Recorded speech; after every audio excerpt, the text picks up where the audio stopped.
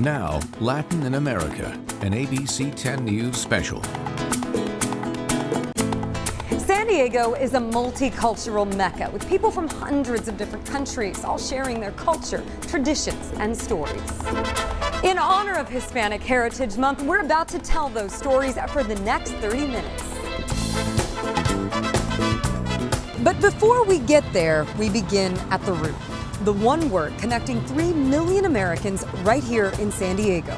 Chicanos, Cubanos, Brasileños, Boricuas, Guatemaltecos, Mexicanos, and so many more. This is Latin in America.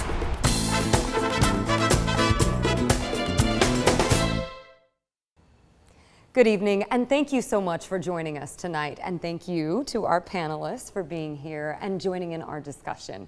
Our program tonight is titled Latin in America. So I want to begin by posing the question to each of you, how you would define being Latin in America today. I think that people need to recognize that we are a very diverse group. And we stretch from color to color. And I think that that is something that's important that needs to be shared with everyone. Jennifer? For me, Latin America, it's more than just someone who crosses borders. So for me, that's what Latin America is. Videla? For me, being Latin in America, again, it means to acknowledge the fact that Latinos in America are very diverse. We come from so many different places and have so many different backgrounds, but there's still this sense of unity amongst us. And so for me, I'm Nicaraguan, and I've had grown up being proud to be Nicaraguan in my household, but outside in the public eye, I kind of quieted down on it for a while because I didn't necessarily see a lot of visibility. But as soon as I just started making my own space, I found community and Latinos from everywhere, and that really showed me how more unified we are than I thought, and then I think that is portrayed in how beautiful our differences can be and how much that can bring us together.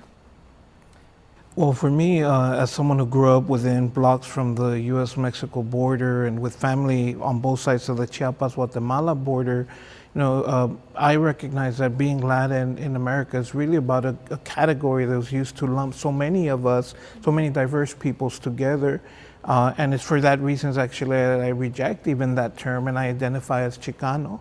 Not as an ethnic identity, but as a political identity that seeks to think about our longer, diverse history on this continent, and in particular, our indigenous history on this continent, that despite histories of colonization and Spanish language that does bind us together, that nevertheless, we do have some historic roots here.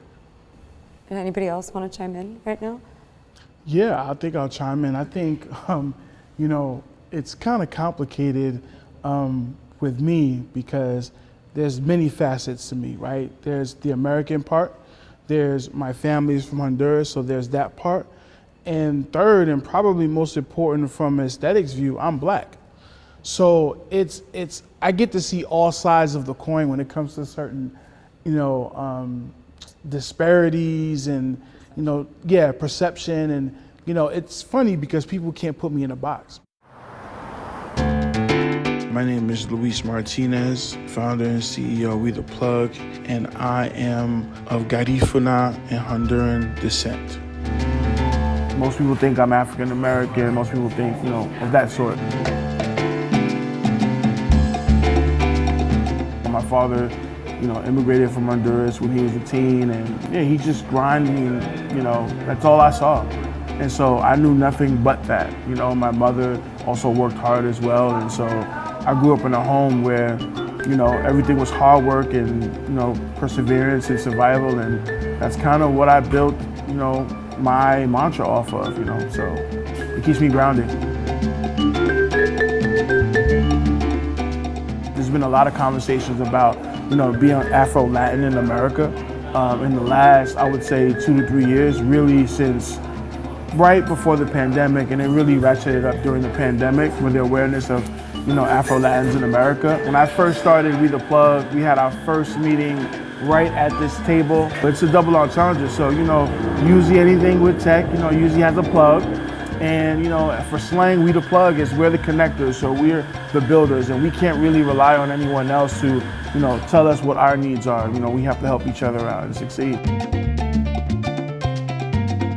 There's plenty of Afro-Latins here in San Diego that are doing extraordinary things and are actually in the community putting in the work. Being Latin America is a privilege. I was fortunate enough to learn my history of being Garifuna descent, and we're only one of the few original African tribes that never endured slavery. And so knowing my history, knowing that, you know, our history, our language, our food and customs has been kept from all the centuries has been a blessing. And I think everyone has a unique experience of being Latin America. And, you know, mine is, you know, I'm not the only one that has the same issues. All I want to do is just bring a light to it and see where we can go to make our lives better in every way possible.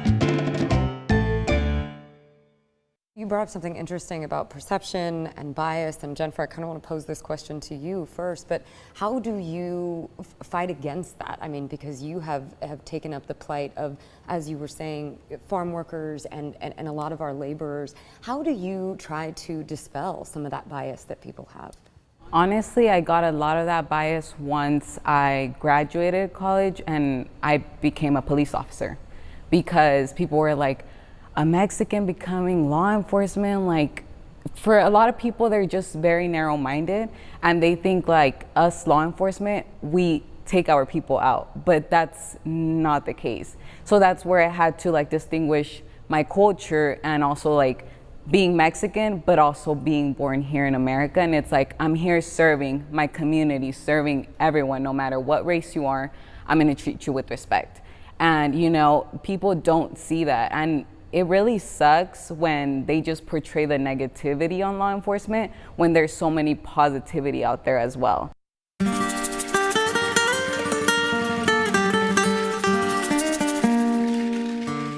I come from two Mexican parents who have crossed borders from Michoacan, Mexico. They are both migrant farm workers, and I myself was a migrant farm worker.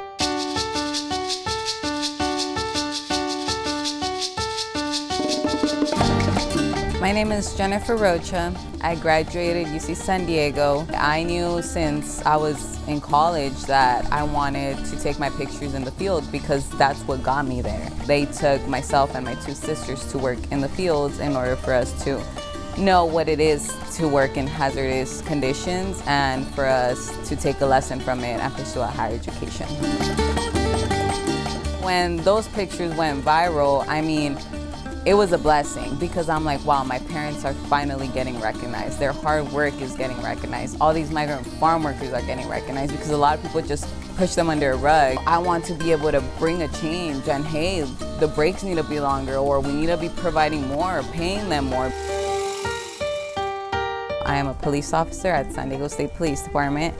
You bring a different type of like perspective within the law enforcement community itself because they see the background you come from and they would have never expected that because a lot of people just see us as like, oh, they can't reach anything because their parents are migrant farm workers or their parents work in low-wage jobs. We have to be the ones to write those stories in history. So I feel like hopefully through my graduation pictures, a message was sent so that people can get a feeling of like, hey, like if she was able to do this coming from the background that she comes from, but yet she's proud of where she comes from, then why can't we keep it going, you know? I think where we do see a lot of controversy, a lot of passion on both sides is surrounding the issue of immigration. There are so many topics that we could delve into with this, but just the topic of immigration reform and a comprehensive reform has been elusive, really, thus far. Where do you think, I mean, needs to be the first next step, and what would you like to see in terms of immigration reform? I don't really feel like I have any sort of answer to like what immigration reform looks like in this country because it is just very clear as to kind of like who they prioritize when the Ukrainians are still going through their war. It was very easy for the government to provide them aid And it's just not the same for people south of the border, wherever they are. So I just don't necessarily know, and I'll just have to leave it at that. I think I can kind of chime in on this actually, and it's about history. And I think people don't take into account the history of, and I'm going to speak specifically to Central America. This whole thing started with communism. And what happened was, you know, America was really trying to protect communism, well, trying to keep communism out of Latin America. And what happened was there was a lot of proxy wars in Nicaragua, in Honduras, and which led to folks like, you know, my family migrating to the States. And that became a trickle-down effect until now. And really, that's what is the root of the migrant crisis that we see today. And so once folks can understand the history of why things are the way they are, then they can trace that back. Now I think America's responsibility is to say, hey, you know what? I think we made a huge mistake at the time and we need to rectify that. And so now how to do that, I don't necessarily know. But I think understanding, you know, how we got here is important. Part of the problem with even the conversation around comprehensive immigration reform is that we also think of it in very limited terms as a one-size-fits-all, and if we just get it right this one time, then that's it. But at the same time, there's no recognition that even just speaking in terms of the Latinx community, not even talking about African migrants, Caribbean migrants, and others, that even amongst our experiences, they're very diverse experiences. Not everyone's coming for the same reasons. There's differences between asylum seekers, refugee, migrants, multi-generational, even within our own families, mixed status families. Right, so until we understand the complexity of the diversity of experiences, you know, we're just going to keep hitting our head up against the wall. My name is Roberto Hernandez. Although I was born in Mexico, I grew up from a very young age in San Isidro.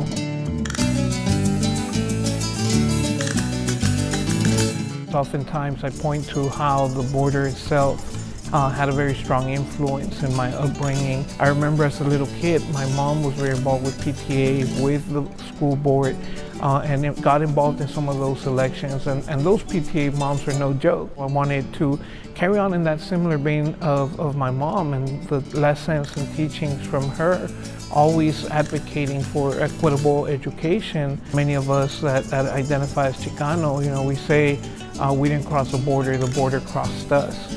Because it was precisely that identification with the border community, growing up with Border Patrol, you know, stopping us, harassing us, that really raised the question of, you know, our own sense of belonging.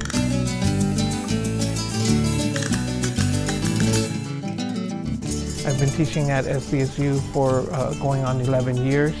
After having completed my doctorate and undergrad at UC Berkeley. Sometimes, you know, I say, you know, from the border to Berkeley and back again, because for me it's important to be able to come back to the area where I grew up, where I was most influenced. Part of how, you know, in the context of the Chicana and Chicano movement of the 1960s and 70s, and that reclamation of our indigenous roots, manifested itself through arts and culture. Even the art you see around me now, I mean, a lot of this imagery in many ways was forbidden or looked down upon. It's a practice, it's a way of life, right? So in continuing the work of promoting our arts and culture, it's really about highlighting that sense of belonging that goes back not to a recent immigrant experience, but centuries of presence here in these territories.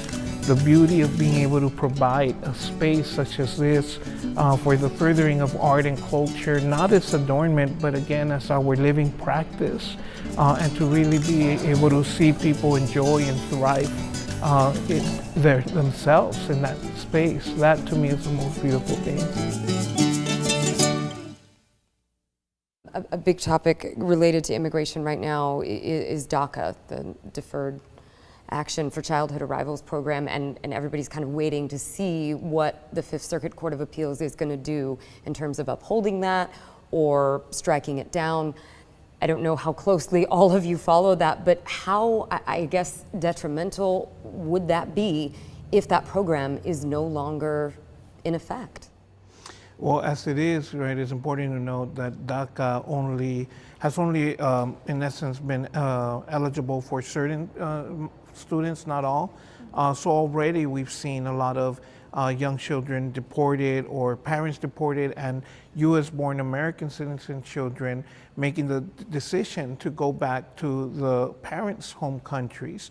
Right, so there's already a lot of youth that is not even part of the conversation, and yet to on top of that have the possibility of DACA also being removed, it would just exacerbate what's already been an ongoing issue. Yeah.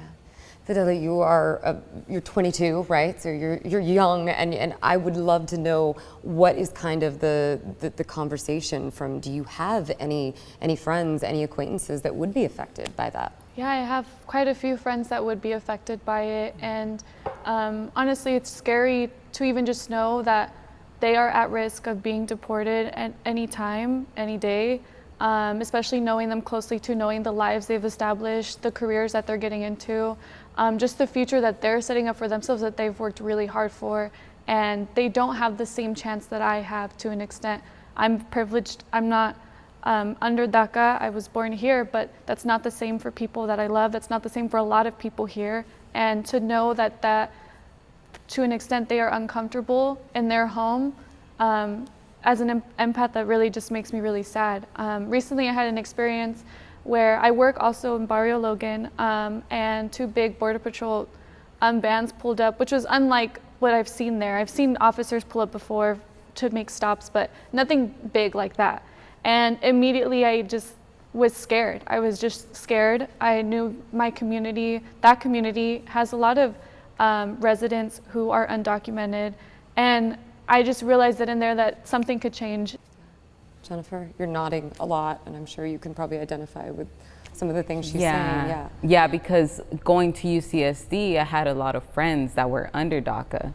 So even then, they were always scared. They're like, it's something that could just easily be taken from us, and that's it, you know, all this hard work for nothing, you know. So like she said, I'm privileged to have been born here, but I can't imagine just to be waking up every day with that worry of, like, you know, it can be easily just taken away. So it just goes to show who's privileged in the sense of, like, who the government prioritizes more and doesn't take a step back and reflect how taking DACA away could affect all these individuals.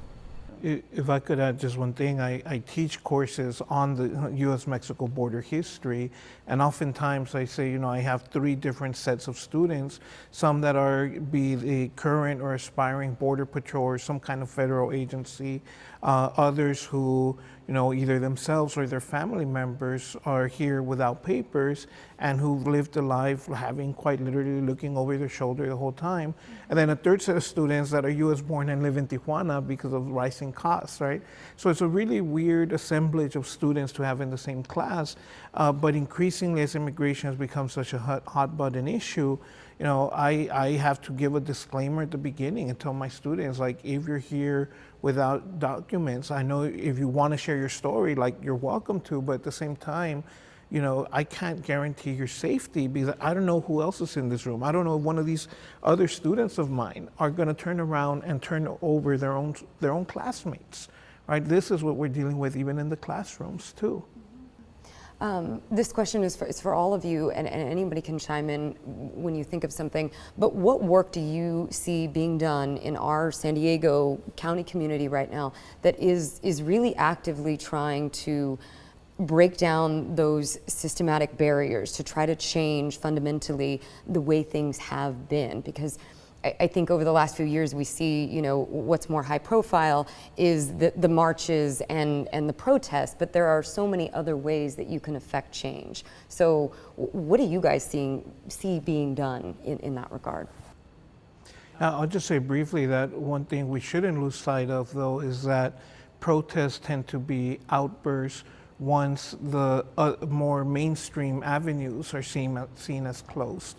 right? So they don't come out of a vacuum, and it's precisely because of decades of pushing against the grain, be it for better resources in the community, or not being food deserts, or entry into different professions, into the business sector. It's for those reasons that we've had the protests and outbursts that we do when we have those, and we need to not lose sight of that. But again, for me, it's as much as protest matters, like what do you do between one protest to the next, right? It's not like these occur again in a vacuum, but it's because people have been pushing, and once they feel they have no other means, then that's when we get these moments. Small things that I've seen, well, big major things, but I always think that things can be done at a larger scale. I have recognized that places such as, like sacred spaces such as Chicano Park has now been recognized as a landmark in San Diego. And that is a huge accomplishment for the Chicano community. I do think though there should be more aid to that specific community. Now that it is recognized as a landmark, there is a lot of tourism that goes through there every day. I just think that maybe if we could, whatever is being made from that like the tourist industry in that regard could be given to that community and help them, build up their homes, establish better schools, better grocery stores, whatever they need, because they have been there for a long time. And then another thing that I have acknowledged too is in the History Center in Balboa Park, they do have an exhibit of Chicano Park. Is it just Chicano Park? And that's just crazy to me to see in a museum, essentially, to see like photos of a place that I grew up going to in a museum, something that I could relate to completely and know exactly where this is. And I go there every day, it's pretty good.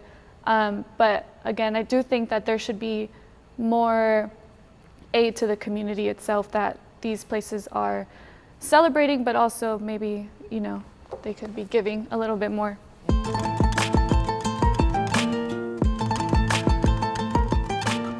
The position I was in just felt a lot like I had to assimilate to just the American society that I knew.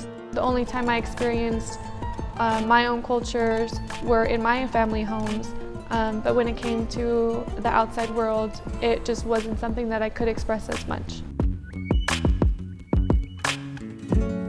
My name is Fidela Lisette. I am a queer Nicaraguan and Italian film photographer.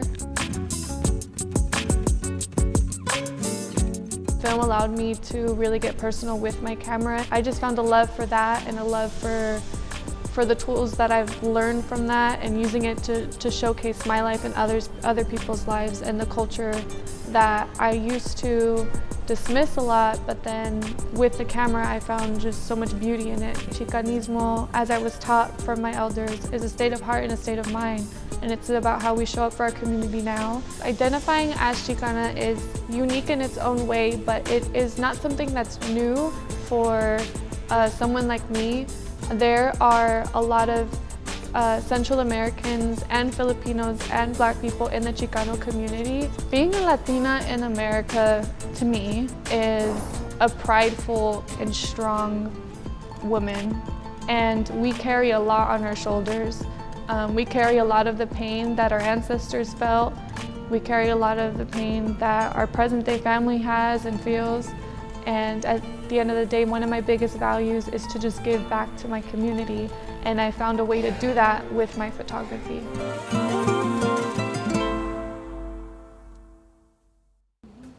So many stories, so many perspectives. I wish we had more time, but unfortunately that is the end of our time together for tonight. Thank you all so much for being here. We really, really appreciate it. And thank you for joining us at home. We are ABC 10 News, and you can watch the rest of this or the entire special on 10news.com. Good night.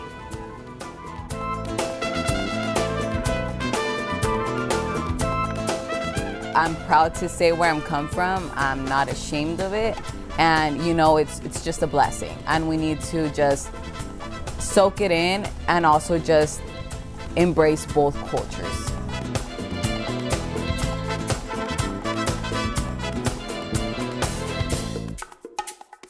If I could describe being Latin in America in one word, I would choose proud.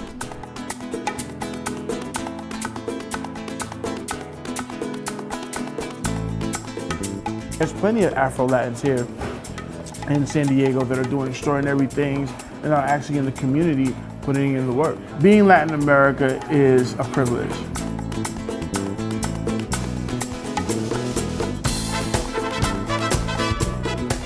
As an educator, how do we maintain that sense of culture and community knowledge, community wealth, if not just through education, but also through the everyday practices, that everyday imagery we see around us?